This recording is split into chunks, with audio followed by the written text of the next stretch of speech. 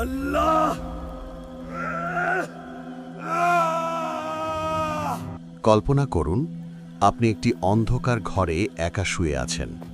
হঠাৎ আপনার চারপাশের দেয়ালগুলো ভেঙে পড়ছে, আর আপনি এমন এক আলোর দিকে এগিয়ে যাচ্ছেন যা আগে কখনো দেখেননি। আপনার পেছনে ফেলে আসা প্রিয়জনদের কান্নার শব্দ ক্রমশ দূরে সরে যাচ্ছে। আপনি চিৎকার করতে চাইছেন, কিন্তু আপনার কণ্ঠস্বর আপনার আর নিয়ন্ত্রণে নেই। আজ থেকে 100 বছর পর এই পৃথিবীর কোথাও আপনার কোনো অস্তিত্ব থাকবে না। আপনার সাধের ঘর, আপনার প্রিয় স্মার্টফোন, আপনার ব্যাংক ব্যালেন্স সবই অন্য কারো হবে। কিন্তু আপনি কোথায় থাকবেন? আজকের এই আলোচনা কোনো সাধারণ আলোচনা নয়। এটি আপনার নিজের ভবিষ্যতের এক আগাম ডায়েরি। আমরা আজ ভ্রমণ করব আপনার জন্ম থেকে শুরু করে কবরের নির্জনতা, হাসরের ময়দানের উত্তাপ এবং শেষ গন্তব্য জান্নাত বা জাহান্নাম পর্যন্ত। তৈরি তো নিজের ভবিষ্যতের মুখোমুখি হতে? তো চলুন শুরু করা যাক আজকের আলোচনা। জীবনের যে বাস্তবতার ব্যাপারে বিশ্বাসী অবিশ্বাসী নির্বিশেষে প্রতিটি মানুষ নিশ্চিত, তা হল মৃত্যু। আমরা জীবনযাত্রায় ব্যস্ত হয়ে পড়ি, দায়িত্ব পালনের জন্য ছুটে বেড়াই এখান থেকে ওখানে। দিন শেষে ক্লান্ত শরীর নিয়ে ঘরে ফিরে চোখ দুটো বন্ধ করে চলে যাই ঘুমের জগতে। আমরা কি চোখ দুটো খুলতে পারব?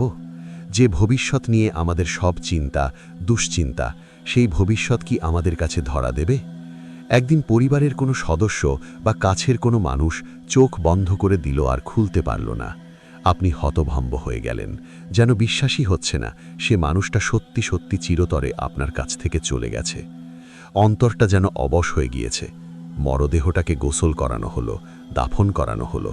যে মানুষটিকে নাম ধরে ডাকতেন, বাবা বলতেন, মা বলতেন, কত আদরের নাম ধরে ডাকতেন, সেই মানুষটাকে আজ সবাই লাশ বলে সম্বোধন করছে। লাশ কাঁধে নিয়ে আপনি হাঁটা দিলেন কবরস্থানের পানে। কবর খোঁড়া হয়ে গিয়েছে। লাশ কবরে নামানোর জন্য কজন মিলে কবরে নেমে পড়লেন। বুকটা ধরফর করে ওঠে, চারিদিকে মাটি যেন চেপে ধরেছে। বাকিদের দেখে কিছুটা সাহস পেলেন, লাশ কবরে নামিয়ে নিলেন।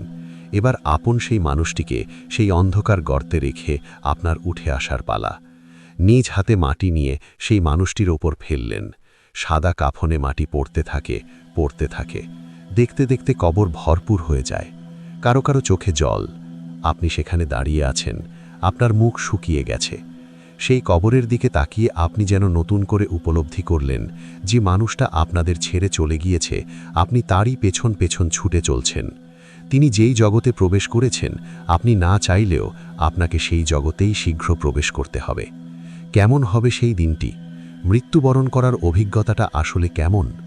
আল্লাহর অশেষ রহমত, নিশ্চিত এই গন্তব্যের চিত্রটি তিনি তার রাসূলের মাধ্যমে আমাদের জানিয়ে দিয়েছেন, যেন আমরা সেই দিনটির জন্য প্রস্তুতি নিতে পারি। বছরখানেক পার হয়ে গেল, আপনি শুয়ে আছেন হাসপাতালের বিছানায়। আপনার শ্বাস দুর্বল হয়ে আসছে। আপনার মনে পড়ছে ছোটবেলার নানা স্মৃতি, মনে পড়ছে অর্জনগুলো, মনে পড়ছে ভুলগুলো, আর অনেক বেশি আফসোস হচ্ছে যে সময়টুকু অপচয় করেছিলেন তার জন্য। যতটুক সময় বাকি আছে তা অপচয় করা যাবে না। নিঃশব্দে ঠোঁট নেড়ে আপনি স্মরণ করলেন, লা ইলাহা ইল্লাল্লাহু মুহাম্মাদুর রাসূলুল্লাহ। অন্তরে আপনি জিকির করতে থাকলেন। চোখ দুটো ঘোলা হয়ে আসছে। সামনে দাঁড়িয়ে থাকা কাছের মানুষগুলো ছোটাছুটি করছে, কিন্তু আপনি তাদের স্পষ্ট দেখতে পারছেন না। বরং চোখের কোণে এক অদ্ভুত আলো ধীরে ধীরে পরিষ্কার হতে লাগল। কি সুন্দর সেই আলো, মনোরম, চোখ জুড়িয়ে যাচ্ছে। এই আলো ওরা আগে জ্বেলে দিল না কেন? ধীরে ধীরে আপনার নাকে ভেসে আসলো এক নতুন ঘ্রাণ। এটা কি ফুলের ঘ্রাণ নাকি কোনো সুগন্ধি? এক অদ্ভুত ভালো লাগা আপনার মধ্যে ছড়িয়ে পড়ছে এবং আপনার সব শারীরিক কষ্ট দূর হয়ে যাচ্ছে। এরপর আপনাকে পুরোপুরি চমকে দিয়ে একদল মানুষ আপনার দিকে ভেসে আসে। কিন্তু কই, ওরা তো মানুষ না। তাদের মুখগুলো এত উজ্জ্বল যেন সূর্যকেও হার মানায়। আপনার মনে পড়ে গেল রাসূল সাল্লাল্লাহু আলাইহি ওয়াসাল্লামের সেই হাদিস, এবং আপনি বুঝতে পারলেন এরাই হচ্ছে সেই ফেরেশতাদের দল যারা আপনাকে আপনার নতুন জগতে স্বাগত জানাতে এসেছে। কিছুক্ষণের মধ্যেই যেন পুরো ঘরটা ফেরেশতার নূর দিয়ে ভরে গেল। আপনি যেদিকেই তাকাচ্ছেন শুধু অগণিত ফেরেশতা ছাড়া আর কিছুই দেখতে পারছেন না। এরপর একজন ফেরেশতা আপনার একদম কাছে এগিয়ে আসে। আপনি বুঝতে পারেন তিনিই হচ্ছেন মালাকুল মওত, মৃত্যুর ফেরেশতা। তিনি আপনার মাথার কাছে এসে অত্যন্ত শ্রদ্ধা ভরা কণ্ঠে বলেন, হে পবিত্র আত্মা, আল্লাহর ক্ষমার জগতে, আল্লাহর সন্তুষ্টির জগতে বেরিয়ে আসো। আপনি যেন এই আহ্বানের অপেক্ষাই করছিলেন জন্ম থেকে। কে আপনি? এত দ্রুত, এত সহজে দেহ থেকে বেরিয়ে এলেন যেন এক পাত্র থেকে আরেকটি পাত্রে পানি ঢালা হলো। এবং ফেরেশতাদের উচ্ছ্বাস দেখে আপনার মনে পড়ে গেল আপনার সন্তান জন্ম হওয়ার সময়টির কথা। যখন শিশুটি জন্ম নিয়েছিল, প্রতিটি মানুষের চোখ মুখ ভরা ছিল উচ্ছ্বাস আর ভালোবাসা। সবাই তাকে কোলে নেয়ার জন্য ব্যস্ত হয়ে গিয়েছিল। আজ আপনি যখন আপনার দেহ থেকে বেরিয়ে এলেন, সব ফেরেশতারা যেন ঠিক সেরকমই উচ্ছ্বসিত। আপনাকে কোলে নেয়ার জন্য তারা প্রতিযোগিতা করতে লাগল। তারা আপনাকে এক স্বর্গীয় কাপড়ে আবৃত করে অপূর্ব সুন্দর সুগন্ধি লাগিয়ে দিয়ে আপনাকে নিয়ে চলল আসমানের পানে। আপনি যেন আলোর বেগে আকাশ পাড়ি দিতে লাগলেন। আপনাকে ঘিরে রয়েছে অগণিত ফেরেশতা। আকাশ দিয়ে ভ্রমণ করতে করতে আপনি বিভিন্ন ফেরেশতাদের দল পার হতে লাগলেন। প্রতিটি ফেরেশতাদের দল আপনার পরিচয় জানতে চাইল, আর আপনার আশেপাশে থাকা ফেরেশতারা আপনার নাম বলল, এবং সেই সাথে আপনাকে পৃথিবীতে যত ভালো ভালো নামে ডাকা হয়েছিল সেই নামে তারা বাকিদের কাছে আপনাকে পরিচয় করিয়ে দিতে লাগল। আপনি এমন সব দৃশ্য, এমন সব সৃষ্টি দেখতে লাগলেন যে আল্লাহর প্রশংসা ছাড়া আর কোনো কথাই আপনার মুখে আসছিল না। এ জগৎ এত প্রকাণ্ড, এত বিচিত্র। পৃথিবীতে থাকতে যেটাকে আপনি আধুনিক প্রযুক্তি ভেবেছিলেন, সেই আধুনিক প্রযুক্তি তো এ জগতের অনুপরিমাণ বাস্তবতাও কখনো তুলে ধরতে পারেনি। ভাষা হারিয়ে, নিস্তব্ধ হয়ে আপনি সব দেখতে লাগলেন, এবং অবশেষে আপনাকে নিয়ে ফেরেশতারা পৌঁছে যায় সপ্তম আসমানের দ্বার প্রান্তে। এরপর আপনার অন্তর যেন কেঁপে উঠল, কারণ আপনি সারা জীবন যেই সত্তার কাছে আপনার মনের সব আকাঙ্ক্ষাগুলো বলে এসেছিলেন, যে সত্তা তার অসীম রহমত এবং ভালোবাসার মাধ্যমে আপনার সাথে কথা বলেছিলেন, আজ সেই মহান রব্বুল আলামিনের কণ্ঠ আপনি সরাসরি শুনতে পেলেন। এবং তিনি আপনার প্রশংসা করে অসীম মমতা ভরা কণ্ঠে বললেন, আমার আব্দের বই ইলিইনে উঠিয়ে রাখো, আর তাকে পৃথিবীতে ফিরিয়ে নাও। আমি তাকে মাটি থেকে সৃষ্টি করেছি এবং তাকে মাটিতেই ফিরিয়ে দিচ্ছি, এবং একদিন তাকে আবারও সেই মাটি থেকেই বের করে আনব। আল্লাহর কণ্ঠ শুনে আপনার মতো পাপী বান্দার প্রতি তার যে দয়া এবং ভালোবাসার সুস্পষ্ট প্রকাশ পেল, তা শুনে আপনার পুরো সত্তা যেন অপার উল্লাসে আলোকিত হয়ে উঠল। ফেরেশতারা আপনাকে আবার পৃথিবীতে ফিরিয়ে নিতে লাগল, কিন্তু আপনি যেন আপনার রবের সেই মায়াভরা কণ্ঠ ছাড়া আর কিছু নিয়েই ভাবতে পারছেন না। অবশেষে আপনি ফিরে এলেন দুনিয়াতে এবং দেখলেন আপনার মরদেহ ততক্ষণে কবরে শুইয়ে দেয়া হয়েছে। আপনাকেও সেই কবরেই ফিরিয়ে দেয়া হলো।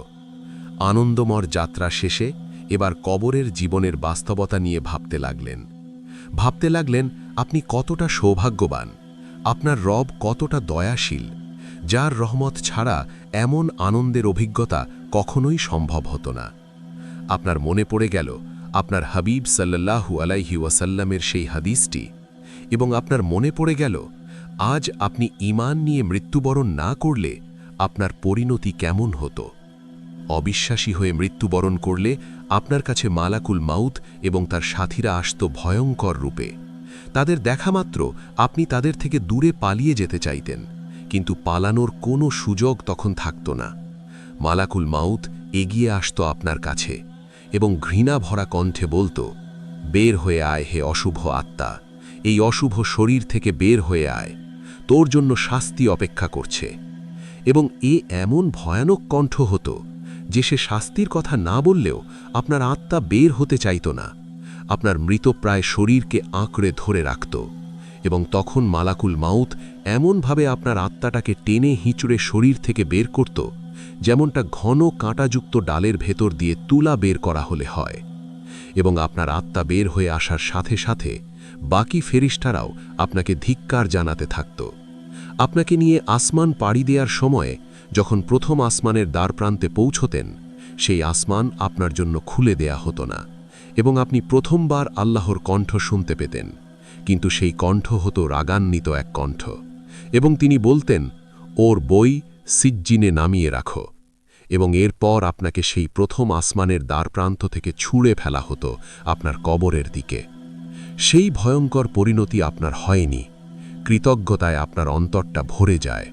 আপনি কবরের ভেতর থেকে শুনতে পান আপনার কাছের মানুষেরা মাটি দেয়া শেষ করে ধীরে ধীরে চলে যায়।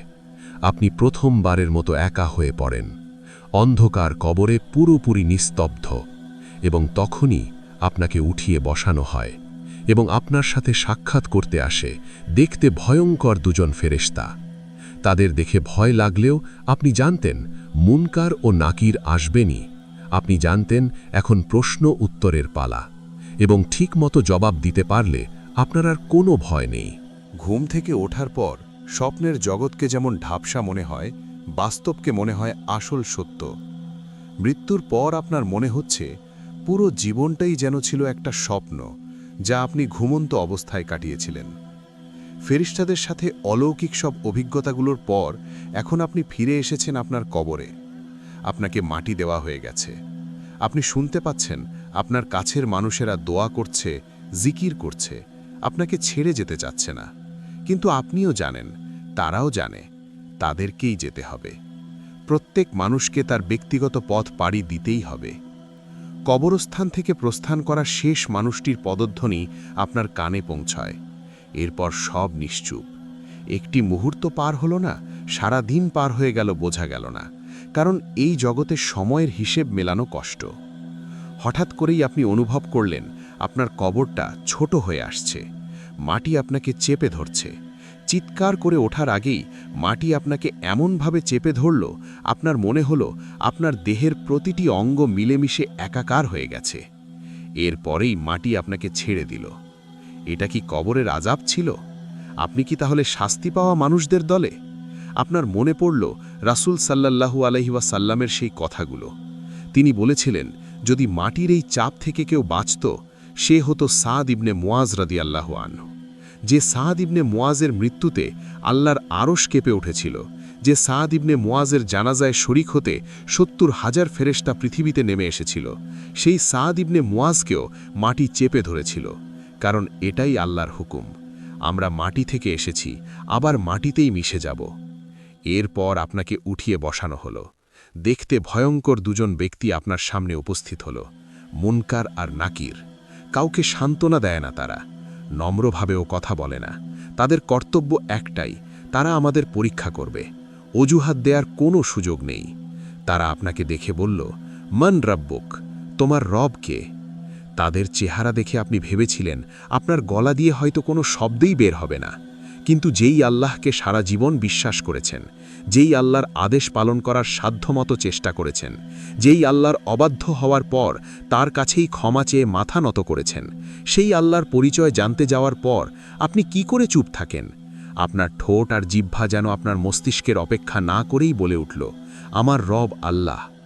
এরপর তারা প্রশ্ন করল, ওয়ামা দীনুক, তোমার দিন কোনটা? আপনি বললেন, আমার দিন ইসলাম। অবশেষে তারা জিজ্ঞেস করল, তোমার কাছে যাকে পাঠানো হয়েছিল তার ব্যাপারে তুমি কি বলো? তার নাম উচ্চারণ করতে গিয়ে আপনার মুখে হাসি ফুটে গেল। আপনি বললেন, তিনি হচ্ছেন আল্লাহর বান্দা, তার প্রেরিত রাসূল। আমি সাক্ষ্য দিচ্ছি আল্লাহ ছাড়া কোনো মাবুদ নেই এবং মুহাম্মদ সাল্লাল্লাহু আলাইহি ওয়াসাল্লাম তার বান্দা এবং তার রাসূল। সাথে সাথেই তারা বলে উঠল, সাদাক্ত, তুমি সত্য বলেছ। এবং সাথে সাথেই আপনার কবরটা প্রশস্ত হয়ে যেতে থাকে। দেখতে না দেখতেই আপনার কবরটি বিরাট আকৃতি ধারণ করে। এরপর আপনার সামনে একটি চিত্র তুলে ধরা হয়। এটা কি একটি ভিডিও, নাকি তার চেয়েও আধুনিক কোনো প্রযুক্তি, তা আপনার জানা নেই। সেটা নিয়ে ভাববারও সুযোগ নেই, কারণ আপনি হতভম্ব হয়ে দেখতে পেলেন সেখানে একটি ভয়ানক জায়গা দেখানো হচ্ছে, যেখানে চারিদিকে দাউ দাউ করে আগুন জ্বলছে এবং হিংস্র সব জীব কারো জন্য অপেক্ষা করছে। আপনাকে জানানো হলো, এটাই আপনার গন্তব্য হয়ে যেত যদি আপনি আল্লাহর অবাধ্য হতেন। গাফেল হয়ে আপনার জীবন কাটিয়ে দিতেন। এরপর অন্যদিকে আরেকটি চিত্র তুলে ধরা হলো, এবং এবার আপনি আপনার জীবনের সবচেয়ে সুন্দর দৃশ্যটি দেখতে পেলেন, যার দিকে তাকিয়ে মাসের পর মাস কাটিয়ে দেওয়া যায়। আপনাকে বলা হলো, এটাই হবে আপনার সর্বশেষ গন্তব্যস্থল। এটাই হলো জান্নাতের সেই ঘর যার জন্যে আল্লাহ আপনাকে সৃষ্টি করেছেন, এবং যেখানে আপনি শীঘ্রই ফিরে যাবেন। এই মনোমুগ্ধকর দৃশ্য দেখতে দেখতে আপনার কবরের জীবন শুরু হয়। কোনো এক পর্যায়ে আপনার সাথে দেখা করতে আসবে আপনার আত্মীয় স্বজনেরা, যারা আপনাকে ছেড়ে অনেক আগে পরকালের পথ পাড়ি দিয়েছিলেন। একবার ভেবে দেখুন কতটা আন্তরিক হবে সেই মিলন। যেই মাকে, যেই বাবাকে, যেই নানা নানি, দাদা দাদিকে আপনি কবর দিয়েছিলেন বহু বছর আগে, বারজাখের জীবনে এসে তাদের সাথে আপনার সাক্ষাৎ। তারা দুনিয়ার জীবনের খবর জানতে চাইবে। তারা আপনার সাথে গল্প করবে। গল্প করতে করতে আপনার এক বন্ধুর কথা উঠে যায়।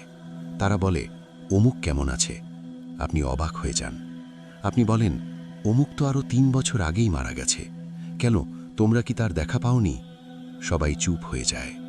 সবাই বুঝতে পারে আপনার সেই বন্ধুটি ঈমান নিয়ে মৃত্যুবরণ করতে পারেনি। মৃত্যু থেকে শুরু করে জাহান্নাম পর্যন্ত তার পরিস্থিতি ক্রমাগতভাবে খারাপ হতে থাকে। যখন তাকে আসমান থেকে জমিনে ছুঁড়ে ফেলা হয়, যখন মাটি তাকে হিংস্রভাবে চেপে ধরে, এরপর যখন মুনকার আর নাকির এসে তাকে উঠিয়ে বসায় আর জিজ্ঞেস করে, মান রাব্বুক, সে কোনো উত্তর দিতে পারে না, আমতা আমতা করতে থাকে। তাকে বলা হয় মা দিনুক, আবারও সে আমতা আমতা করতে থাকে, কোনো উত্তর দিতে পারে না। তাকে প্রশ্ন করা হয় রসূল সাল্লাল্লাহু আলাইহি ওয়াসাল্লামকে নিয়ে, তার ব্যাপারে সে কি জানে। সে অনিশ্চিত হয়ে বলে, আমি শুনেছিলাম লোকে এই বলতো। তখন মুনকার আর নাকির বলবে, তুমি মিথ্যা বলেছ।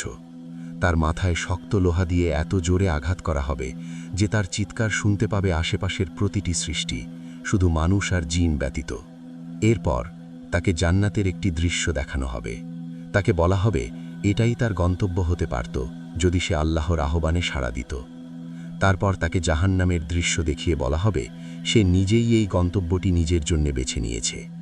জান্নাতে সে কি পেতে পারত আর জাহান্নামে তার জন্য কি অপেক্ষা করছে তা সরাসরি দেখার পর তার মনে এমন অকল্পনীয় অনুতাপ জন্মায় যে আর কোনো শাস্তি না থাকলেও শুধু সেই অনুতাপটাই তার জন্যে আদাব হিসাবে অসহনীয় হয়ে পড়ত। সেই গন্তব্য আপনার হয়নি। আপনি শুয়ে আছেন আপনার প্রশস্ত কবরে, জান্নাতের আলোয় আলোকিত, শুধুমাত্র আপনার রবের অসীম রহমতের কারণে। এই সুখময় আবাসে আপনি অপেক্ষা করতে থাকেন সেই দিনটির জন্যে, যেদিন সবাইকে একটি ময়দানে একত্রিত করা হবে। কিন্তু আপাতত একটু বিশ্রাম নেওয়া যাক। জান্নাতির দরজা খুলে দেওয়া হয়েছে, আপনার কবর প্রশস্ত করে দেওয়া হয়েছে। কবরে বয়ে চলছে সুমধুর বাতাস। পৃথিবীর সবচেয়ে সুন্দরতম সাগর পাড়ে বসে যত ভালো লাগত, তার চেয়েও অনেক গুণ বেশি ভালো লাগায় তৃপ্ত আপনার অন্তরটি। আপনার প্রতি আল্লাহর অসীম অনুগ্রহের কথা স্মরণ করতে করতে আপনি ভাবতে থাকেন সেসব কবরবাসীদের কথা যাদের পরিস্থিতি আপনার চেয়ে অনেকটাই ভিন্ন। আপনার মনে পড়ে যায় রাসূল সাল্লাল্লাহু আলাইহি ওয়াসাল্লামের কথা। তিনি কবরের নানা ধরনের আদবের কিছু বিবরণ দিয়ে গিয়েছিলেন, যেন আমরা সকলে সতর্ক থাকি। বুখারীর হাদিসে আছে, রাসূল সাল্লাল্লাহু আলাইহি ওয়াসাল্লাম একদিন স্বপ্নের মাধ্যমে কবরের আদবের কিছু উদাহরণ দেখেছিলেন, যা তিনি আমাদের শেখানোর উদ্দেশ্যে বর্ণনা করেছেন। রাসূল সাল্লাল্লাহু আলাইহি ওয়াসাল্লাম দেখলেন দুজন লোক এসে তার দুহাত ধরে তাকে জেরুজালেমের দিকে নিয়ে যাচ্ছে। হঠাৎ তিনি দুজন মানুষকে দেখলেন, এক ব্যক্তি বসে আছে আর আরেক ব্যক্তি লোহার আঁকড়া হাতে দাঁড়িয়ে থাকা ব্যক্তিটি লোহার আঁকড়াটা নিয়ে বসে থাকা ব্যক্তির মুখের ভেতর ঢুকিয়ে দিচ্ছিল এবং এমনভাবে টেনে বের করছিল যে সে ব্যক্তির এক পাশের গাল পুরোপুরি ছিঁড়ে যাচ্ছিল। এরপর সে একইভাবে তার অন্য গালে আঘাত করছিল এবং ততক্ষণে প্রথম গালটি আবার ঠিক হয়ে যাচ্ছিল। এভাবে করে তার শাস্তি চলতে থাকল। রাসূল সাল্লাল্লাহু আলাইহি ওয়াসাল্লাম জানতে চাইলেন, এসব কেন হচ্ছে? তখন তার সাথী ফেরেশতারা বলল, চলুন চলুন, অর্থাৎ ব্যাখ্যা পরে হবে। এরপর তিনি একটি গর্তে পৌঁছলেন, যা অনেকটা তন্দুরের মতো। গর্তের গভীরে আগুন জ্বলছিল। সে গর্তে ছিল অসংখ্য উলঙ্গ নরনারী। আগুনটা নিচ থেকে তাদের কাছে ধেয়ে আসছিল আর তারা জোরে চিৎকার করে উঠছিল। আবারও রাসূল সাল্লাল্লাহু আলাইহি ওয়াসাল্লাম তাদের ব্যাপারে প্রশ্ন করলেন। আবারও ফেরেশতারা বলল, চলুন চলুন, অর্থাৎ ব্যাখ্যা পরে হবে। এরপর তারা একটি নদীর কাছে এসে হাজির হলেন, যেখান দিয়ে বয়ে চলছিল রক্ত। সে রক্তের নদীর মাঝখানে দাঁড়ানো ছিল একটি লোক। নদীর তীরে একজন দাঁড়িয়েছিল এবং তার সামনে ছিল একটি পাথর। নদীর মাঝখানে লোকটি নদী থেকে বের হয়ে আসার জন্য অগ্রসর হলেই তীরে দাঁড়ানো লোকটি সে ব্যক্তির মুখ বরাবর পাথর নিক্ষেপ করছিল। এতে সে আগের জায়গায় ফিরে যাচ্ছিল। এমনভাবে সে যতবার তীরে উঠে আসতে চেষ্টা করে, ততবার সে ব্যক্তি তার মুখ বরাবর পাথর নিক্ষেপ করে আগের জায়গায় ফিরে যেতে বাধ্য করে। এরপর নবীজি সাল্লাল্লাহু আলাইহি ওয়াসাল্লাম আরও বেশ কিছু আশ্চর্য দৃশ্য দেখলেন এবং সবশেষে আবারও তিনি যা যা দেখলেন সেগুলোর ব্যাখ্যা জানতে চাইলেন। তখন ফেরেশতারা বলল, আপনি প্রথমে যে ব্যক্তির গাল ছিঁড়ে ফেলার দৃশ্য দেখলেন, সে একজন মিথ্যাবাদী, মিথ্যা কথা বলে বেড়াত। তার বলা মিথ্যা কথা ক্রমাগত বর্ণিত হয়ে দূর দূরান্তে পৌঁছে যেত। কিয়ামত পর্যন্ত সে কবরে এভাবে শাস্তি পেতে থাকবে।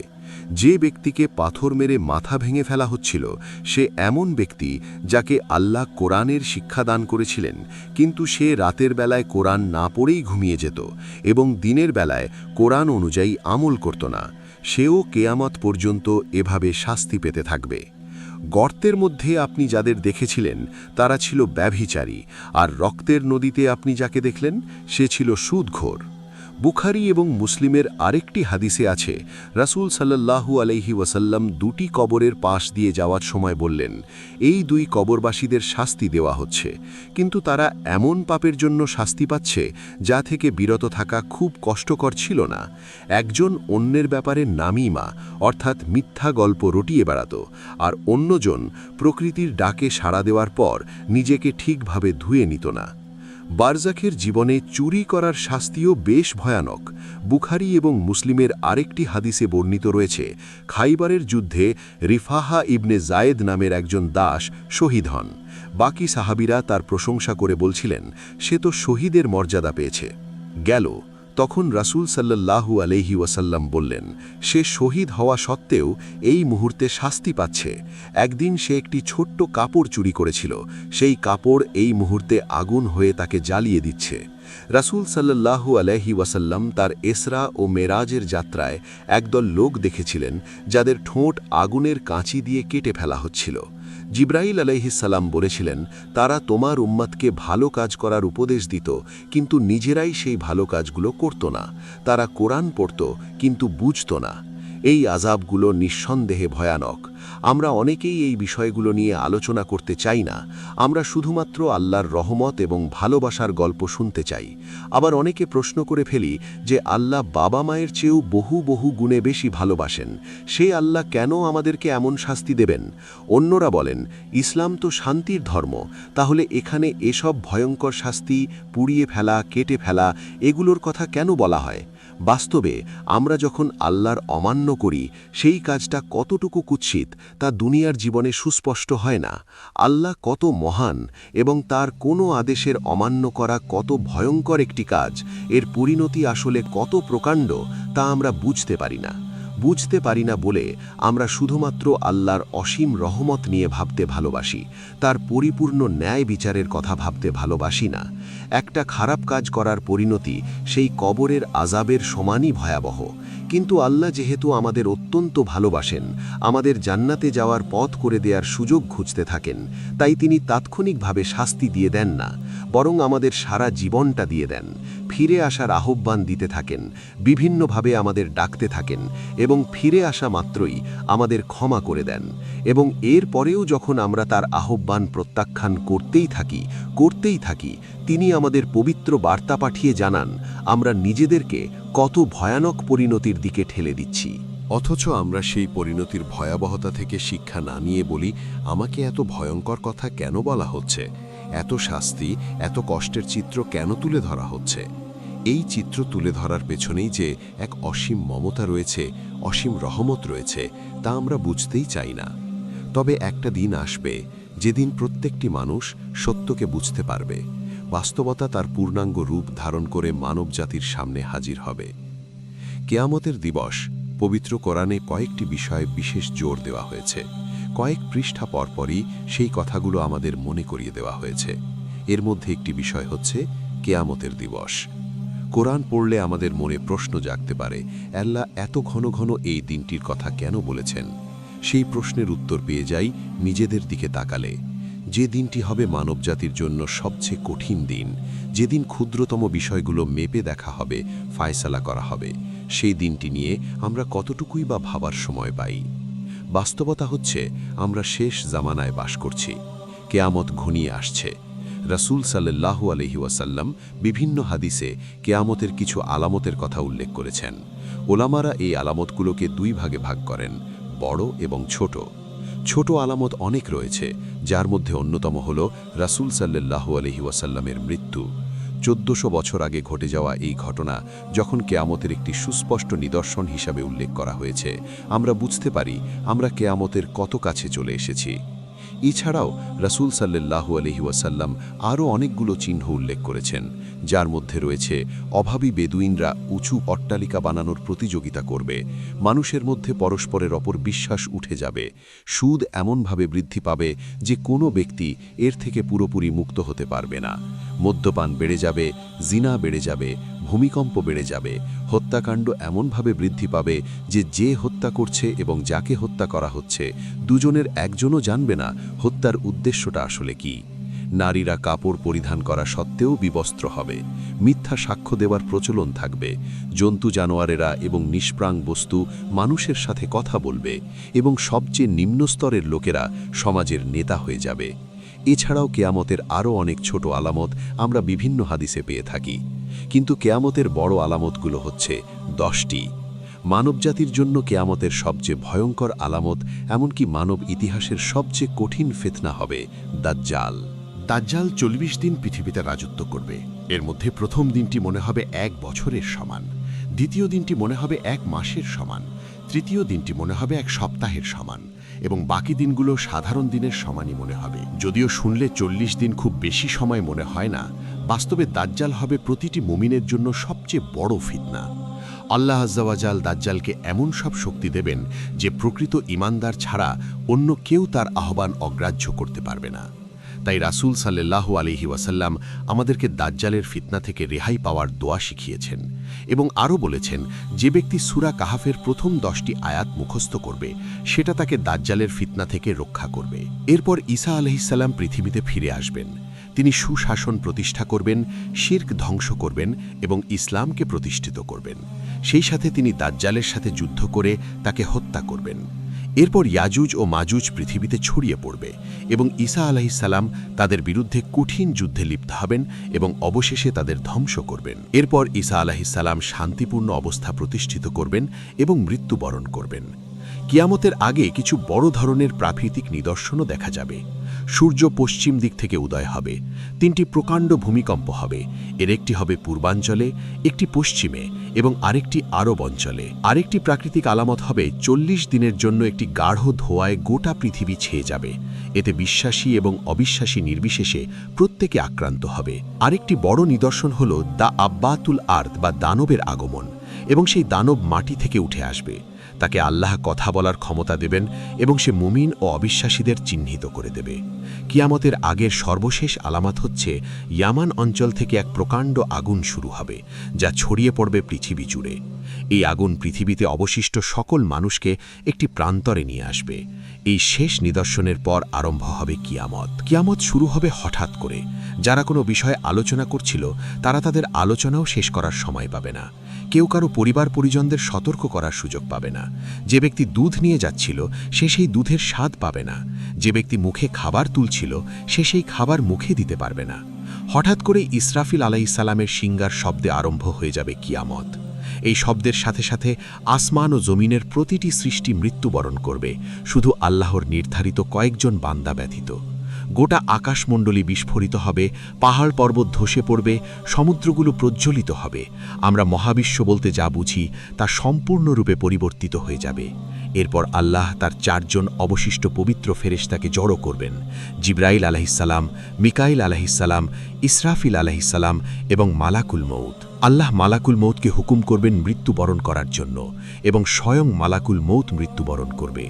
এরপর আল্লাহ নিজেই নিজেকে প্রশ্ন করবেন, আজকে সব কর্তৃত্ব কার জন্য? তাকে উত্তর দেওয়ার জন্য কেউ থাকবে না। তখন তিনি নিজেই নিজেকে উত্তর দেবেন, লিল্লাহিল ওয়াহিদিল কাহার, অর্থাৎ আল্লাহর জন্য, যিনি এক মহাপরাক্রান্ত। আল্লাহ তার অসীম জ্ঞান অনুযায়ী বিচার দিবসের জন্য পৃথিবীকে একটি প্রকাণ্ড সমতল ভূমিতে পরিণত করবেন, যদিও সেই ভূমি হবে বিরাট।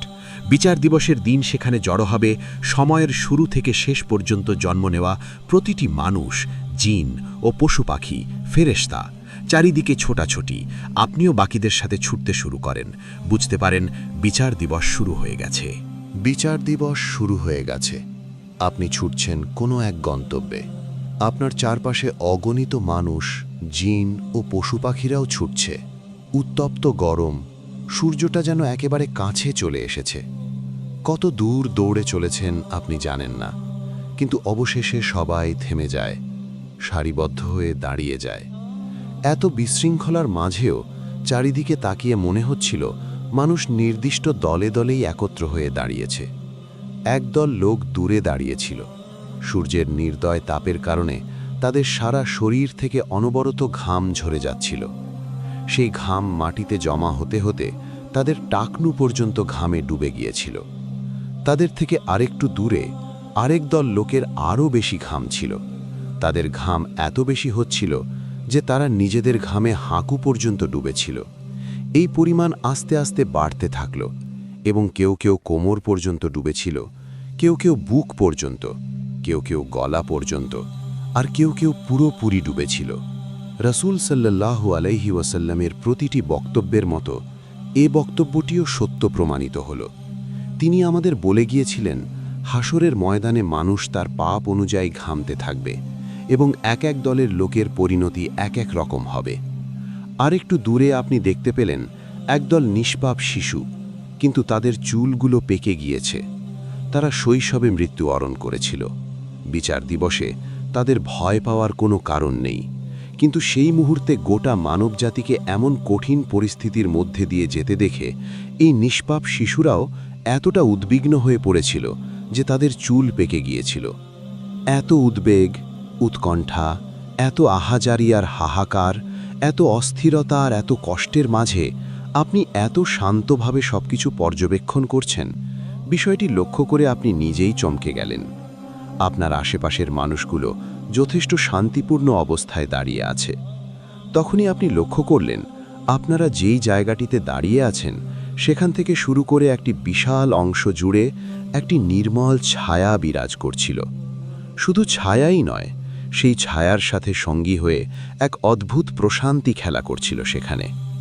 আপনার মনে পড়ে যায় রাসূল সাল্লাল্লাহু আলাইহি ওয়াসাল্লামের সেই বাণী, 7 ধরনের মানুষকে আল্লাহ তার ছায়ায় আশ্রয় দেবেন এমন এক দিনে যেদিন তার ছায়া ব্যতীত আর কোনো ছায়া থাকবে না। তারা হলো ন্যায়পরায়ণ নেতা, যে যুবক বা যুবতী তরুণ বয়স থেকেই আল্লাহের ইবাদত করে বড় হয়েছে, যে ব্যক্তির হৃদয়ে মসজিদের সাথে সম্পর্কিত, যে দুজন ব্যক্তি শুধুমাত্র আল্লাহের ওয়াস্তে একে অপরকে ভালোবাসে, দেখা করে এবং বিদায় নেয়, যে ব্যক্তিকে সমাজের একজন প্রতিষ্ঠিত নারী জেনার আমন্ত্রণ জানায় কিন্তু সে সেটা প্রত্যাখ্যান করে, যে ব্যক্তি দান করার সময়ে তা এমনভাবে গোপন করে যে তার বাঁ হাত জানে না ডান হাত কি দান করেছে, এবং যে ব্যক্তি গোপনে আল্লাহের কথা স্মরণ করে এবং তার চোখ ভিজে যায়। এর বাইরেও আল্লাহের রাসূল বিভিন্ন মানুষের কথা বলেছিলেন যারা তাদের ভালো কাজগুলোর জন্য কিয়ামতের দিন আল্লাহের আরশের ছায়ায় জায়গা পাবে, যেমন ঋণগ্রস্ত ব্যক্তির ঋণ শোধ করার সময়ের বৃদ্ধি করে দেওয়া, আল্লাহের রাস্তায় যুদ্ধ করা, এতিমদের দেখাশোনা করা, আল্লাহের রাস্তায় ব্যয় করা, সুন্দর আচরণ করা ইত্যাদি। আপনি জানেন না কোন ভালো কাজগুলোর জন্য আজকে আপনি আল্লাহের আরশের ছায়ায় স্থান পেয়েছেন, কিন্তু আপনি আশ্চর্য হয়ে দেখছেন কিভাবে একই হাসরের ময়দানে ভিন্ন ভিন্ন মানুষের কত ভিন্ন ভিন্ন অভিজ্ঞতা। কয়েকদল লোকের চেহারা দেখে মনে হচ্ছে তারা বছরের পর বছর ধরেই হাসরের ময়দানে দাঁড়িয়ে আছে। শরীর থেকে ঘাম ঝরছে, তৃষ্ণার ছাপ চোখে মুখে ছেয়ে আছে। অন্যদিকে যারা আল্লাহের আরশের ছায়ায় দাঁড়িয়ে আছে তাদের দেখে মনে হচ্ছে তাদেরকে হয়তো কয়েক মুহূর্ত আগেই পুনরুজ্জীবিত করা হয়েছে।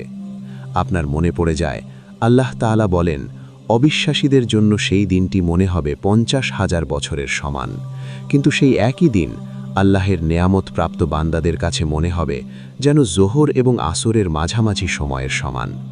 তবে বিশ্বাসী অবিশ্বাসী নির্বিশেষে সেদিন প্রতিটি সৃষ্টি কিছুটা উদ্বিগ্ন থাকবে। আল্লাহ তখনও তার বান্দাদের সাথে একটা কথাও বলেননি। নিশ্চয়ই তিনি রেগে আছেন। সবাই অপেক্ষা করছে। বিশ্বজগতের রব, সবকিছুর স্রষ্টা যিনি জীবনভর আমাদের সময় দিয়েছেন, আমাদের আহ্বান করে গেছেন, ভুল হলে ক্ষমা করে গেছেন, বারবার সুযোগ দিয়েছেন আমরা যেন তার দিকে ফিরে যাই। তার সেই আহ্বান অগ্রাহ্য করেছে তার কত কোটি কোটি বান্দা। আজ তিনি নিশ্চয়ই ক্ষুব্ধ। তার চূড়ান্ত বিচারের জন্য সবাই অপেক্ষা করছে। যারা নিজেদের কুকর্মের ঘামে ডুবে আছে আর যারা শান্তিময় ছায়ায় দাঁড়িয়ে আছে, সবাই অপেক্ষা করছে। কিন্তু আল্লাহ কোনো কথা বলছেন না। অপেক্ষা করতে করতে সবাই তৃষ্ণা অনুভব করতে শুরু করল। কিন্তু পানি কোথায়? যতদূর চোখ যায় শুধু সমতল ভূমি। কিন্তু হঠাৎ, হয়তো মিনিট দুয়েক পর অথবা হাজারখানেক বছর পর, বলা মুশকিল, কারণ সময় এখন এক এক মানুষের জন্য এক এক গতিতে চলছে। হঠাৎ করে শোনা গেল একটি শব্দ, পানি। পানি উঠে এসেছে। নির্মম মরুভূমির ন্যায় এই জলশূন্য ময়দানের একটি বিরাট জায়গা জুড়ে পানি উঠে এলো। তৈরি হলো এক বিরাট পুকুর, কিন্তু এমন এক পুকুর যা কল্পনাকেও হার মানায়। এত বিশাল এক পুকুর, চারপাশে কোটি কোটি তৃষ্ণার্ত মানুষ। মানুষের তো সেখানে হুমড়ি খেয়ে ঝাঁপিয়ে পড়ার কথা, কিন্তু না, কেউ নড়তে পারছে না, অনুমতি নেই। এই পানি শুধুমাত্র বিশ্বাসীদের জন্য। প্রতিটি মুমিন ব্যক্তি তার জায়গা থেকে সেই পুকুরের দিকে এগিয়ে যেতে থাকে। আপনি হেঁটে যাচ্ছেন, বাকি মুমিনদের মতো আপনার মুখ, আপনার হাত, আপনার পা, অজু করার সময় যেই যেই অঙ্গগুলো জীবনভর ধুয়ে এসেছেন, প্রতিটি অঙ্গ থেকে এক অলৌকিক নূর বের হচ্ছে। গোটা মানবজাতি সেদিন আফসোস করবে, কেন আজ তারা এই দলের অংশ হতে পারল না। এই দলে রয়েছে সেই নিষ্পাপ পরিবার যাদের ঘর বাড়ি গুঁড়ো করে দিয়েছিল জালেম নেতারা। সেই জালেম নেতা তখন দাঁড়িয়ে দেখছে উজ্জ্বল সেই মুখগুলো হাস্যোজ্জ্বল ভঙ্গিতে এগিয়ে যাচ্ছে পুকুর পানে। এই দলেই রয়েছে আল্লাহর সেই বান্দা যে তরুণ বয়সে আল্লাহর বিধান মোতাবেক কাপড় পরিধান করায় তার বন্ধু বান্ধব থেকে শুরু করে আত্মীয় স্বজন প্রতিনিয়ত খোঁটা মেরে মন্তব্য করত, বলতো সে কেমন যেন অন্যরকম হয়ে গেছে। আজ সে আসলেই অন্যরকম। আজ সে হেঁটে চলছে সেই পুকুর পানে, আর বাকিরা অসহায়ভাবে তাকিয়ে দেখছে। অনেকটা পথ হেঁটে পুকুরটির দেখা মিলল। যেদিন প্রথম সমুদ্র দেখেছিলেন, মুগ্ধ হয়ে তাকিয়েছিলেন কয়েক মিনিট। যেদিন প্রথম নিস্তব্ধ পূর্ণিমার রাতে সাগর দেখেছিলেন, মুগ্ধ হয়ে তাকিয়েছিলেন ঘণ্টাখানেক। আজ মনে হয় 50,000 বছর মুগ্ধ হয়ে কাটিয়ে দিতে পারবেন। পুকুরটিকে দেখেই যেন আপনার সব তৃষ্ণা মিটে গেল। হয়তো আপনি সেভাবেই দাঁড়িয়ে থাকতেন, হয়তো আর কোথাও যেতে চাইতেন না। কিন্তু এরপর আপনার চোখ চলে যায় পুকুর পাড়ে দাঁড়িয়ে থাকা ব্যক্তিটির দিকে। তার থেকে এত উজ্জ্বল নূর ছড়িয়ে পড়ছিল যে তাকে দেখাই কঠিন হয়ে যাচ্ছিল। কিন্তু আস্তে আস্তে আপনি তাকে দেখতে পেলেন। কাঁধ সমান ঢেউ খেলানো চুল, ঘন কালো দাড়ি, মুখে পৃথিবীর সবচেয়ে মনোমুগ্ধকর হাসি, সামনের দাঁত দুটোর মাঝে একটি ছোট্ট ফাঁক। আপনি তার দিকে তাকিয়ে আছেন এবং একটু পর বুঝতে পারলেন তিনিও আপনার দিকে তাকিয়ে আছেন, আপনাকে ডাকছেন। পরম আনন্দের এই মুহূর্তগুলো আপনি কাটাতে লাগলেন এক ঘোরের মধ্যে। তিনি আপনাকে নিজ হাতে সেই পুকুর থেকে পানি তুলে দিলেন। আপনি সেই পানি পান করলেন। সেই পানি পান করা মাত্রই আপনি বুঝে গেলেন আপনি আর কখনো তৃষ্ণা অনুভব করবেন না, কারণ সৃষ্টির শ্রেষ্ঠ মানুষ, আল্লাহর সবচেয়ে প্রিয় বান্দা রাসূল সাল্লাল্লাহু আলাইহি ওয়াসাল্লাম আপনাকে নিজ হাতে মহিমান্বিত হওদে কাউসার থেকে পানি পান করিয়ে দিয়েছেন। আপনি আর কখনোই তৃষ্ণার্ত হবেন না।